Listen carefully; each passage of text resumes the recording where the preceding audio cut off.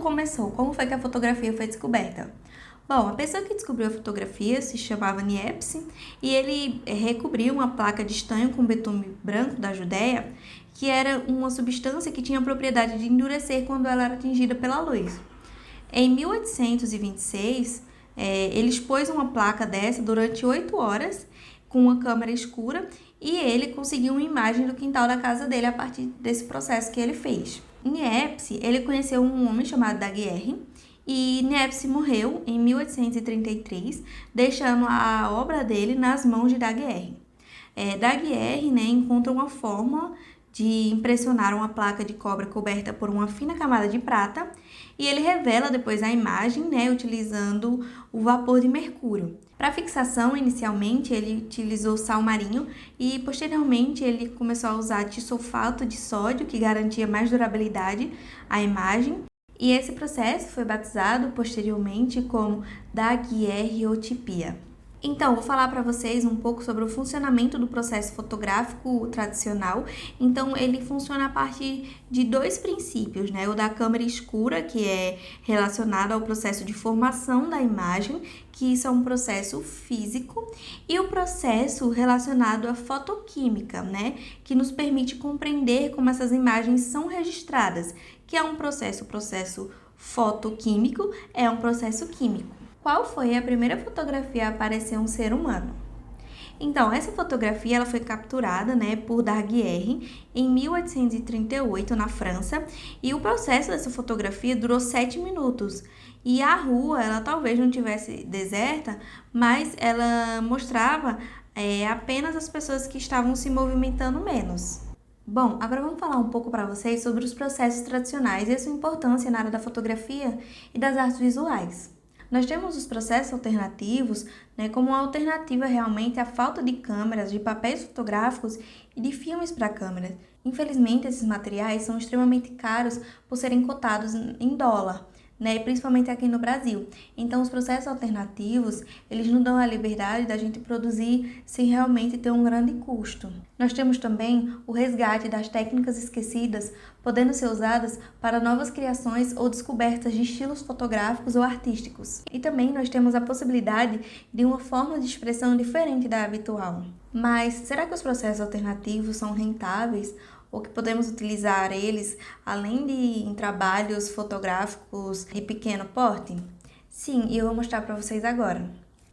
Então, nós temos um trabalho relacionado à fotografia tradicional, fotografia alternativa, um trabalho relacionado ao elenco de Little Woman, que é um filme que foi indicado ao Oscar, então é um filme extremamente importante e relevante, mundialmente. E esse fotógrafo, ele utilizou um estilo de fotografia popular no século XIX chamado processo de colóide para fazer as imagens. Essas fotografias, dramáticas em tons sépias, elas foram feitas utilizando o processo de colóide, um estilo de fotografia inventado em 1851, e esse processo ele era chamado de fotografia tipo tin, ou placa molhada, que ele exige que a foto seja tirada enquanto a placa estiver molhada, com produtos químicos sensíveis à luz e antes do prato secar. Então, é um estilo fotográfico um pouco difícil de fazer. Para falar a verdade, aqui no Brasil eu nunca vi alguém fazendo esse estilo. Talvez tenha, se você conhecer alguém que faça esse estilo, pode comentar aqui embaixo. Mas aqui, principalmente no Brasil, eu nunca vi. Então, esse fotógrafo, ele demorou cerca de 10 minutos para preparar, expor e desenvolver a foto e 30 minutos para limpar, secar e selar com verniz em fogo aberto. Bom, agora vamos falar um pouco sobre a cianotipia. Bom, a cianotipia ela é muito feita aqui no Brasil e nós temos também um nome muito forte em cianotipia aqui em Caruaru por conta do laboratório de fotografia que tem aqui, que é um laboratório da UFPE, que se chama Fotolab. Inclusive, essa imagem que vocês estão vendo agora é uma imagem de resultados feitas a partir de cianotipia no laboratório de fotografia da UFPE. John Herschel, conduziu diversos experimentos sobre a sensibilidade da luz, de sais de pratas, de metais e vegetações, e ele se dedicou à ideia de criar fotografias coloridas a fim de diferenciar-se dos seus colegas, O John Herschel foi extremamente importante porque ele foi responsável pela descoberta da cianotipia, da antotipia e do Van Dyck. Atualmente, na antotipia, né, nós temos um trabalho muito conhecido que é da Anna Atkins, é uma botânica e fotógrafa inglesa, considerada a primeira mulher a tirar uma fotografia, a primeira pessoa a publicar um livro com imagens fotográficas. A Anna ela começou a aplicar a técnica de cianotipia para algas marinhas, né, determinada a superar a dificuldade de fazer desenhos precisos e dessas espécies, inaugurando uma nova fonte, né, totalmente nova para a ilustração científica. Então, Van Dyke, ele é um estilo, né, que foi inventado pelo John Herschel, né, e ele deu início à experimentação com a geonotipia. Então, a técnica ela só foi resgatada em 1889 por um estúdio fotográfico e a fórmula foi ajustada e patenteada pelo estúdio, mas não chegou a ser comercialmente bem sucedida. E o nome marrom Van Dyke surgiu em 1930 pela comparação do marrom da impressão com a cor utilizada por Anthony Van Dyck e suas pinturas. Então aqui a gente tem algumas fotos, né, no estilo Van Dyck, e nós temos aqui algumas pinturas feitas pelo Van Dyck, né?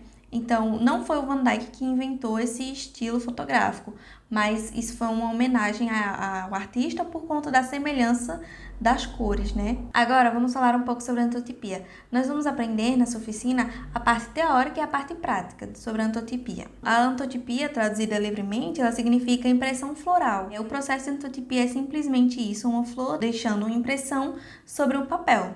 A antotipia é um processo de revelação fotográfica que utiliza de recursos naturais, como flores, frutas, verduras e cascas, e possui um pequeno impacto ambiental e um custo baixo para a produção. Agora, antes de falar mais sobre a antotipia e sobre a gente ir para a parte prática, eu quero mostrar alguns trabalhos para vocês de antotipia e da fitotipia. A fitotipia é muito parecido com a antotipia. A fitotipia são trabalhos feitos com folhas. Essas imagens são impressas, né, reveladas diretamente nas folhas. Então, aqui a gente tem o trabalho, né, de uma vietnamita que imprime imagens da Guerra do Vietnã diretamente nas folhas. A gente pode chamar esse trabalho de fitotipia ou fototipia.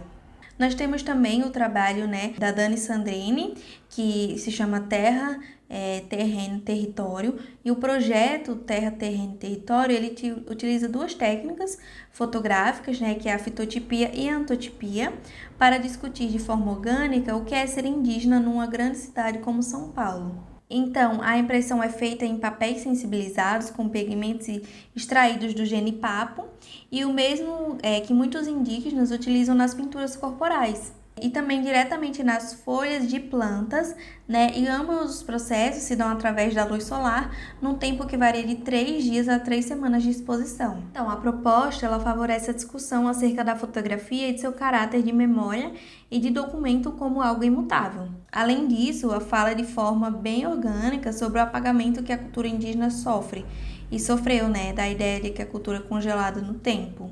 Então, aqui está a imagem da fitotipia. Lembrando que esse texto sobre o trabalho da Dani e as fotos foram tiradas da fonte aqui que está aparecendo na tela de vocês.